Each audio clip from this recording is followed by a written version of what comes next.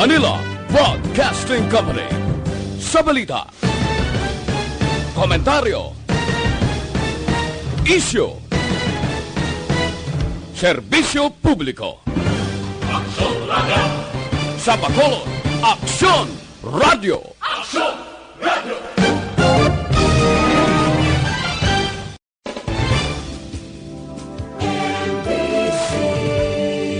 Manila Broadcasting Company.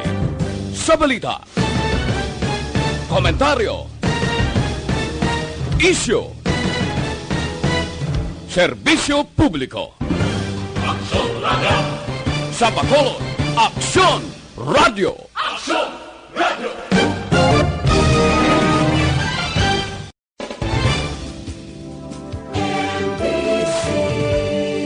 Manila Broadcasting Company. Aksyon Radio Philippine Standard Time, las 6:37. This time check is brought to you by ACS Manufacturing Corporation, ISO certified, world-class quality. This time check is brought to you by Multivitamins Enervon. More immunity, mas happy. Dunkin' Donuts, pasalubong ng bayan. This time check is brought to you by Carbocystin Solmux, ang tamang solusyon sa ubong may plema. Aksyon Reports, second portion. Di kalidad, kag madalong ng mga analisis sa pinakainit na balita sa bilog na probinsya kag nasyon. Aksyon Reports, second portion. Patas kag balanse na komentaryo sa mga issues kag mga balita nga nag-aapekto sa mga pumuluyo sa adlaw-adlaw nga tanan. Aksyon Reports, second portion. Upod sa veterano kag respetado nga komentarista, Aksyon Fred Salanga. Karon nga adlaw, Huwebes, Pizza 3 na, bulan sang Setyembre, tuig 2020. Oy, 113 kaadlaw na lang ang nabilin, Paskwa na naman. 120 dias na lang ang nabilin sa tuig 2020. Saylo na kita sa tuig 2021. Ano? Ang mga balita kag mga isyo nga aton talakayon para karon nga adlaw ba kuntani masugod na ang home quarantine pass para sa syudad sa Bacolod, pero ginpaisol Setyembre 6 tubtob ini Pizza 19 sang Setyembre ang implementasyon sang home quarantine pass kag subong pagbutang sa mga checkpoint dire sa syudad sa Bacolod. Amo ini ang kaundan sang Executive Order number 58-A nga ginpagwa ni Mayor Bing Leonardia. Tani subong adlaw na masugod pero ginpaisol sa Domingo. Pila sa mga rason sini monitor naton kagabi si ABC President Lady Gles Gonzales sa programa ni Action Art Tayhopon, damo gali, no? Sang mga barangay nga wala pa makumplito panagtag sang home quarantine pass gani. May ara nga nawad-an sang ining HQP, may ara iban nga kadtuan sa mga barangay official, sila puluyan wala tawo. Amo na nga wala tanan mapanagtag ang HQP sa bilog nga barangay sa syudad sa Bacolod. Rason man nga ginpaisol ang implementasyon sini. Balo ka ining pagpatuma naman sang HQP para sa akon dako masini ang mabulig mo para mapahagan-hagan naton ang pagwa sang pumuluyo sa tagsa nila kapuluyan. Labi na gid ang checkpoint, makapahagan-hagan ini sang virus, kay kung wala lagaw ko, no, wala tapi kagaw. Mapahagan-hagan sini ang crimes against property. Ang huldapanay kinawatay. Mapahagan-hagan ang kriminalidad katulad sang riding in tandem. Kay wala siya agyan mo. Damo nga mga checkpoint ang ibutang sa sulod kag sa mga boundary sang syudad sang Bacolod. Maiban-ibanan ang pagpasulod sang illegal nga droga dire sa syudad sa Bacolod. Dako ang mabulig sini. So matotal, dako ang mabulig sini para sa kriminalidad. Ugaling, may pila ka mga sektor nga mauluigo man bangod sang among mando sang national, provincial, kag lokal.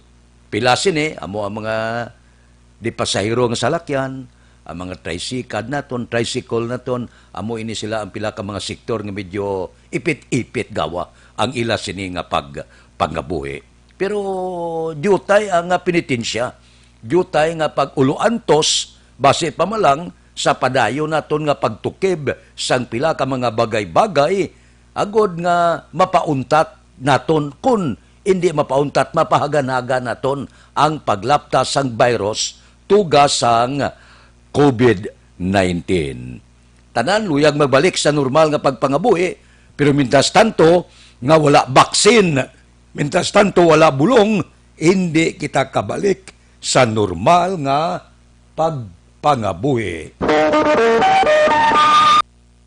Aksyon Radio Philippine Standard Time, las 6:42. Mabalik kami pagkatapos ini.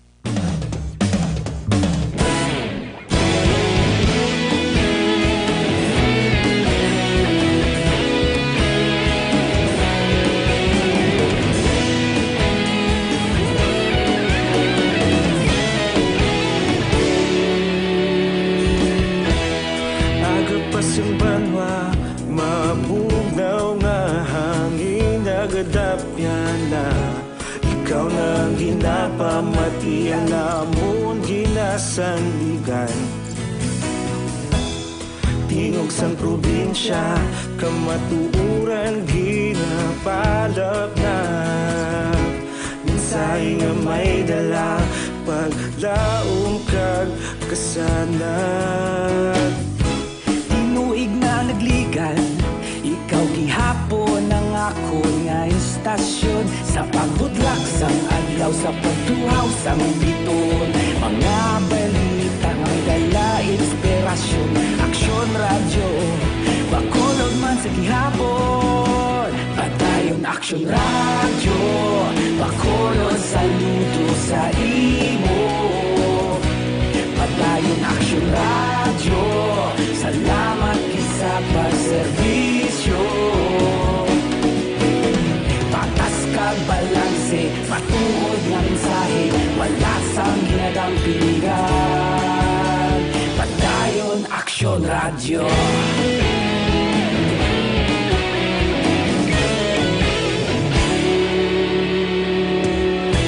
Pagkulong nun kag negosanon, inyong pamatian.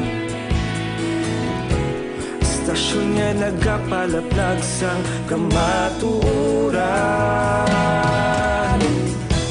Magbakod nga prinsipyo, reporter handa sa serbisyo. Kahapon, karon kag sa gihapon, kita magapadayon. Tinuig na nagligan, ikaw gihapon ang ako nga istasyon sa pagbutlak sang adlaw sa pagtuhaw sang biton. Mga balita na may dala inspirasyon, Aksyon Radio bakolod man sa gihapon. Padayon Aksyon Radio bakolod saludo sa imo. Padayon Aksyon Radio, salamat kit sa pagserbisyo. Patas kag balanse, matuod nga mensahe, wala sang ginadampingan. Padayon Aksyon Radio. Una sa balita, una sa aksyon, sa Bacolod Aksyon Radio. Una sa balita, una sa aksyon, sa Bacolod Aksyon Radio. Kita ulog na na'y sa ano nga kahintangan. Responsable nga pagbalita, pagdahil na ipalang na. Malasig pero sigurado, aksyon na may dala pagpalangga.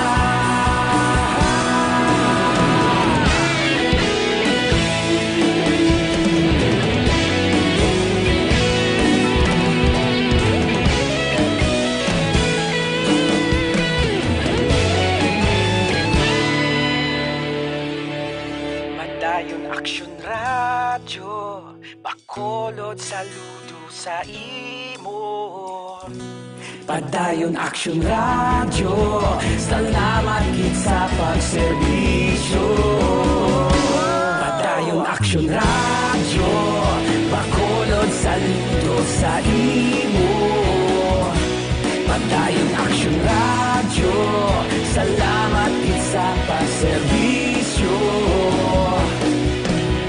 Patas kag balanse, matuod nga mensahe, wala sang ginadampigan.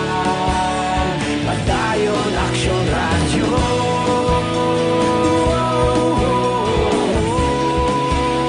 Padayon aksyon radyo.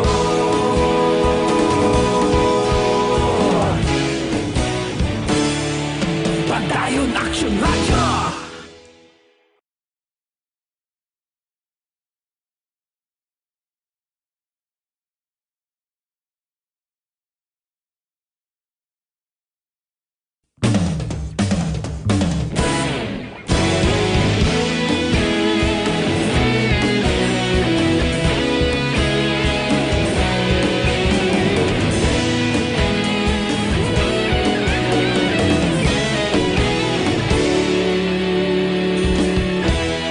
Agapasumbanwa, mabugnaw nga hangin nagadapyan na. Ikaw na ginapamatian namon ginasandigan. Tingog sang probinsya, kamatuuran ginapalap na. Mensahe nga may dala, paglaong kag kasanag. Tinuig na nagligan, ikaw gihapon ang ako nga istasyon. Sa pagbutlak sang adlaw, sa pagtuhaw sang biton. Mga balita nga may dala inspirasyon. Aksyon radyo, bakolod man sa gihapon. Padayon aksyon radyo, bakolod saludo sa imo. Padayon aksyon radyo, salamat sa pagserbisyo. Patas kag balanse, matuod nga mensahe, wala sang ginadampigan. Padayon aksyon radyo.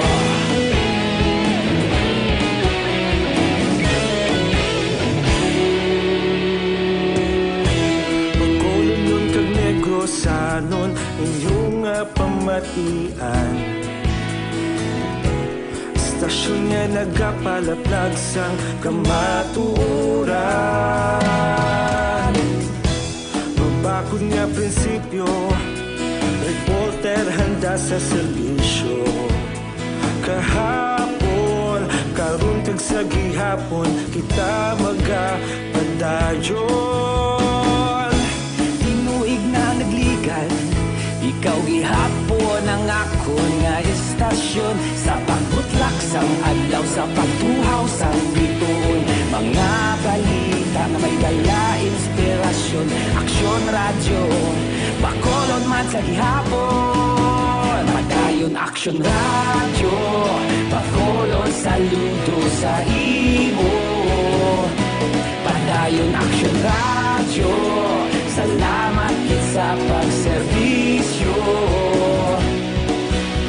Patas kag balanse, matuod nga mensahe, wala sang ginadampigan. Padayon aksyon radyo. Ariho, ini dilibatihan ini. Ang sanggunian panglunsod sa Bacolod, nagpasar sang resolusyon nga naga-endorse, nagapangayo abi pahanugot sa National IETF nga kun mahimo tugutan ang pagpatigayon sang bulang sa siyudad sa Bacolod. Suno sa ila, tumanon man nila ang tanan nga mga health protocol nga ipapanaog sang nasyonal, provincial kag lokal. Sino ini ang nagpadala sulat sa sanggunian panglunsod? Si Rex Noble sang New Negros Coliseum nagpadala ga pangabay sa konseho akon mahimo tugutan sila nga magpabulang dire sa syudad sa Bacolod. Suportado man ini sang sangguniang panglunsod kag ginduso man ni Councilor Al Victor Espino, chairman sang Committee on Ways and Means, kag author sang resolusyon. Kay suno sa iya ang cockfighting industry sa Bacolod kag Negros nagabulig man sa aton ekonomiya. Ang iya pagbulumanta mga 700 milyones mo kada tuig man ang inkamon sa syudad kag probinsya sa pagpabulang. Wala ko ya question. Kailan sa una, ang bulang niya daw ginakonsiderar man siya nga legal mo. Alin sa una, basta nga ibuta mo sa lugar ya nga ginabulangan, daw legal ini siya. Magluwas lang kung may mga insero, may mga tagpo-tagpo nga illegal. Amo na nga nagligal to, damo pinanakop. Bangod, nagapabulang illegal. Tagpo-tagpo sila, insero sila sa mga kabaranggayan. Wala ya problema. Galing amo ni. Sa pananaw ko, opinyon ko wala pa man, wala naton ginaunahan, ang opinyon sang National IATF. Daw mabulubudlay ini, no? I-konsiderar. Nga aman, ang misa na gina sa mga simbahan, di pulo lang katao gani. Ang ginapahanugutan sa mga bunyag, kasal, kagiban pa, pulo katao lang, may limit lang ang makatambong. Ti galibog ulo kung sa bulang kung ilimit mo sa pulo, liyamador pa lang na. Ti kamusta iyang gadalas ang manok na kamarugpustada? Do kabudlay, no? Kung magsugot abi ang national government niya, okay.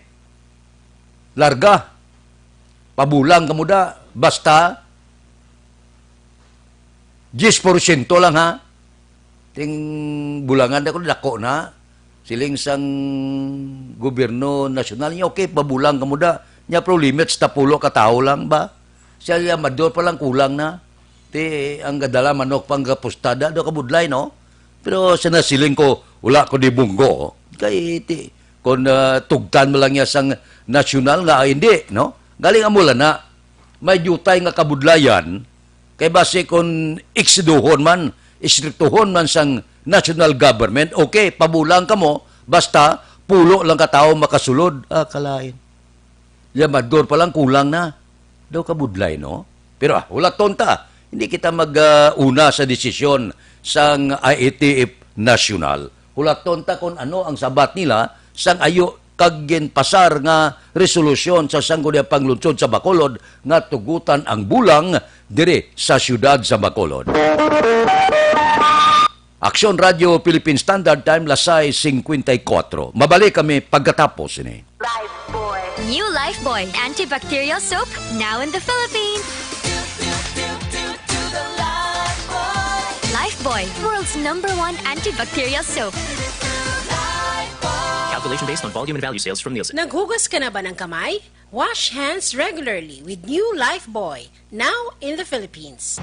Ang pananakit ng sikmura ay dahil sa asin na pinuproduce ng ating tiyan. Pakinggan ang totoong pagpapatunay ng kagalingan mula sa Shed Panyawan Liniment Oil. Ako po si Analisa Encinares. Ang naramdaman ko po ay sinisikmura ako. Matagal din, 2 years na po yung sinisikmura ako ting umaga. Nung gumamit ako ng Shed Panyawan Liniment, asawa ng Diyos na wala ang aking naramdaman na sinisikmura ako. Mabisa siya, maganda siya. Galing sa Shed Marketing, mahigit sa 10 taon ang tumutulong at subok lang magaling na nakapagbibigay ng kagalingan ng sakit sa katawan. Gawa ng Seed Pharma. Ito ay hindi gamot at hindi maaaring panggamot sa mga uri ng sakit. No approved therapeutic claims. Mabigat ang araw. Gagaan yan bukas kasama ang tropa. Samahan nyo pa ng Tanduay Light. Kung ngayon iniisip mo, may bukas pa. Mamaya, May bukas pa! Na Tanduay Light. gaan ang bukas, gaan ang may kasama. Tanduay Light.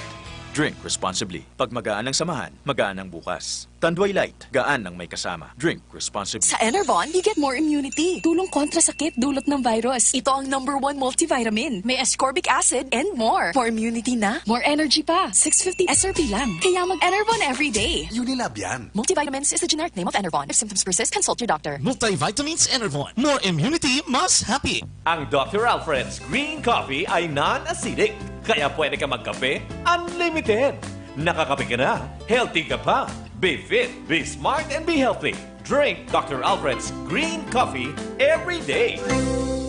Biskan simple nga empleyado, bakod. Amo ko na, biskan undag ang biyahe, gayong makasgihapon sa ubra. Sa nagapahinay nga agay, manghaplas pa ko. Sa mga bakod na pareho sa inyo, ang pinakatasig na Alaksan. Alaksan FR. May fast relief formula. Diretso ang aksyon sa agay in as fast as 15 minutes. Tapos ang deadlines. Temprano pa makapuli sa pamilya. Bakod sa kadasigon, bakod sa paghimakas. Alaksan FR. Alagang Unilab yan. Ibuprofen and paracetamol is the generic name of Alaksan FR. If symptoms persist, consult your doctor. Ibuprofen and paracetamol, Alaksan FR. Panalo sa bilis, panalo sa laban, Alaksan FR. Action! Bravo! Si harap ko nga Moranas. Nagpa-check up ko, gintagaan ko bulo. Japon ko noong pawan. Try ko ang Santon Plus Gold. Sugod sa tuwa ka bulan noong pawan ko. Santon Plus Gold. Mas pinalakas, pinagaling, pinahusay. Santon Plus Gold. Sa mga butika. Pride Bar Blue. Hindi lang puti.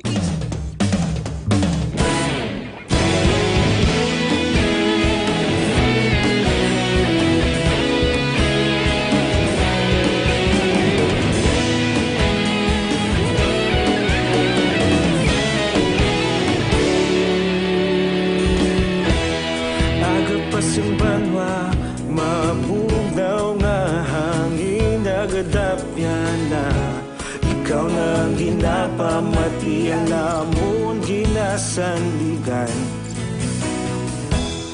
Tingog sang probinsya, kamatuuran ginapalap na mensahe nga may dala, paglaom kag kasanag. Inuig na nagligan, ikaw gihapon ang ako nga istasyon. Sa pagbudlak sang adlaw, sa pagtuhaw sang biton. Mga balita nga dala inspirasyon. Aksyon radyo, bakolog man sa gihapon. Padayon aksyon radyo, bakolog saludo sa imo. Padayon aksyon radyo, salamat sa pagserbisyo. Patas kag balanse, matuod nga mensahe, wala sang hinagang piligan. Padayon Aksyon Radyo.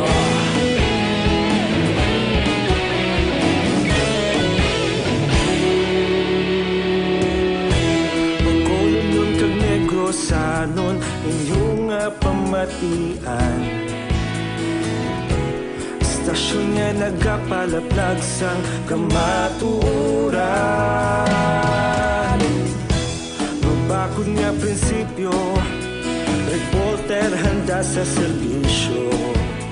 Kahapon, karun kag sa gihapon, kita magapadayon.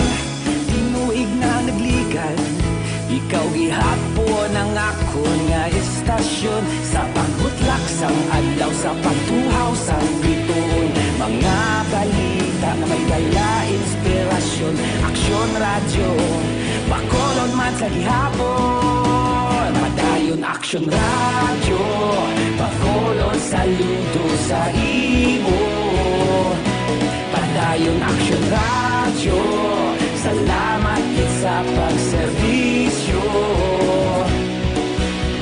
Patas kag balanse, matuod nga mensahe, wala sang ginagang piligan. Padayon Aksyon Radyo. Una sa balita, una sa aksyon, sa Bacolod Aksyon Radio. Una sa balita, una sa aksyon, sa Bacolod Aksyon Radio. Ikaulog na na'y sabisan ano nga kalintangan. Responsable. Aksyon Radio Philippine Standard Time, La City 1. Daho, ang tindog sa nagkalain-lain nga ahensya sa gobyerno batok sa irregularidad kag subuman korupsyon sa PhilHealth, lain-lain. May rekomendasyon, may findings ang Senado, may ara task force nga gintukod si Presidente Rodrigo Duterte sa pagpanguna sa Department of Justice. Samtang si Health Secretary Francisco Duque ginpakamalaot niya daw, hindi amo ang findings sa Senate Committee of the Whole nga investigasyon sa anomalya sa PhilHealth nga ang rekomendasyon pasakaan kaso ining Tiglikom. Lain naman niyang tindog sang pila ka senador. Ang tindog naman niya nanda Senador Richard Gordon kag Ping Lacson, niya posible kaso administratibo lang kung ipasaka ginman sa Tiglikom sang ikaayong lawas bangod sa kuman responsibility. Tilang taon ta. Kaya ang Malacanang iya, posible magbaton sang report sang Senado. Pero ang iya ginasaligan sang presidente ang resulta gid sang investigasyon sang task force nga iya gintukod. Kagulaton niya ang resulta sini Setyembre 14 sa pagpanguna sang Department of Justice subong man pila ka mga ahensya sang gobyerno. So hulaton tayo niya kung anano ang mangin desisyon sang task force nga isumiter kay Presidente Rodrigo Duterte kag diri manasandig ang kapalaran ni Health Secretary Francisco Duque. Aksyon Radio Philippine Standard Time, La City 3. Mabalik kami pagkatapos ini. Hello, my name is Ron Antrim. Sa dinami-dami ng usapin ngayon tungkol sa COVID-19, nangingibabaw ang tanong tungkol sa expanded testing. Ano nga ba ang expanded testing? Bago natin sagutin ito, mahalaga munang malaman natin kung ano ang confirmatory test para sa sakit na COVID-19. Ang reverse transcription polymerase chain reaction o RT-PCR ay isang laboratory test na tumutukoy sa mismong virus sa loob ng tao. Ang RT-PCR ang siya lamang test na ginagamit upang makonfirm ang sakit na ito. Kaya nitong alamin kung may virus na sa katawan ng isang tao bago pa man lumabas ang sintomas. Kaya naman sa ating expanded testing, RT-PCR ang ginagamit natin ngayon. Hindi ito katulad ng rapid antibody-based tests o RATs na tumutukoy lamang ng antibodies sa katawan. Sino-sino ang kabilang sa expanded testing? Sa expanded testing, ang mga sumusunod na mga tao na may history of travel sa isang lugar na may COVID-19 o nakisalamuha sa taong may COVID-19 ay sasailalim sa RT-PCR test. Una, mga pasyenteng may malubha at kritikal na kalagayan. Ikalawa, mga pasyenteng may edad 60 pataas, pasyenteng mayroong ibang sakit, o mga pasyenteng may maselang pagbubuntis. Ikatlo, mga pasyenteng may bahagyang sintomas. At ikaapat, iba pa nating kababayan at mga healthcare workers na walang sintomas ngunit may travel history o contact. Mayroon na tayong mga laboratorio na kayang gumawa ng RT-PCR sa Luzon, Visayas at Mindanao. Sa kasalukuyan, layunin ng ating gobyerno na tumaas pa ang health system capacity ng bansa upang matest sina lolo, lola, kuya at ate na pasok sa populasyong kailangan ng testing. Ginagawa natin ito upang mabigyan ng tama at agarang atensyong medikal ang mga pasyente at para matukoy ang iba pang tao na nakasalamuha nila. Mahalaga ang pagpapatest sa paglaban sa pandemya, pero mas mahalaga kung mapapanatili ang kalusugan ng ating katawan. Mas mainam kung lalabanan natin to ng sama-sama. Ika nga, prevention is better than cure. Mag-exercise, kumain ng tama, practice cough etiquette, sundin ang 1 meter rule sa physical distancing, maghugas ng kamay, at higit sa lahat, kung maaari ay magstay at home. Samahan kami sa susunod na video para malaman ang kaibahan ng RT-PCR sa RATs.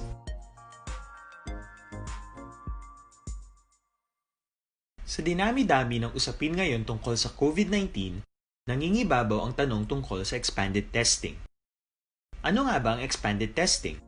Bago natin sagutin ito, mahalaga munang malaman natin kung ano ang confirmatory test para sa sakit na COVID-19.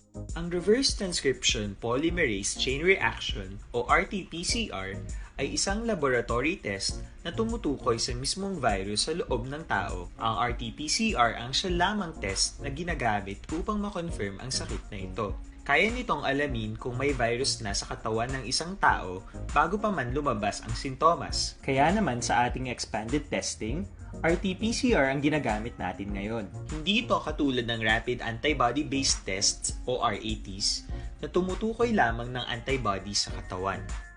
Sino-sino ang kabilang sa expanded testing? Sa expanded testing, ang mga sumusunod na mga tao na may history of travel sa isang lugar na may COVID-19 o nakisalamuha sa taong may COVID-19 ay sasailalim sa RT-PCR test. Una, mga pasyenteng may malubha at kritikal na kalagayan. Ikalawa, mga pasyenteng may edad 60 pataas, pasyenteng mayroong ibang sakit, o mga pasyenteng may maselang pagbubuntis. Ikatlo, mga pasyenteng may bahagyang sintomas.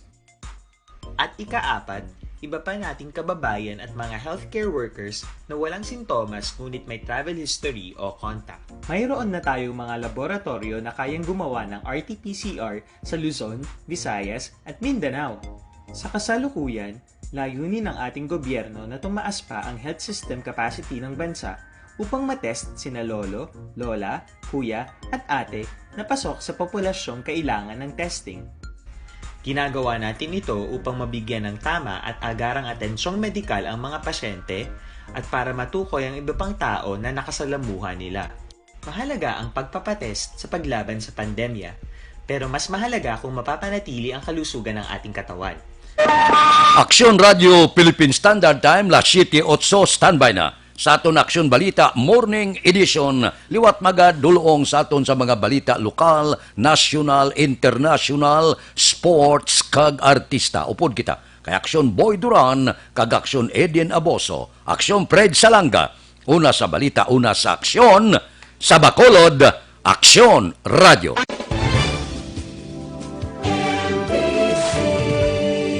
Manila Broadcasting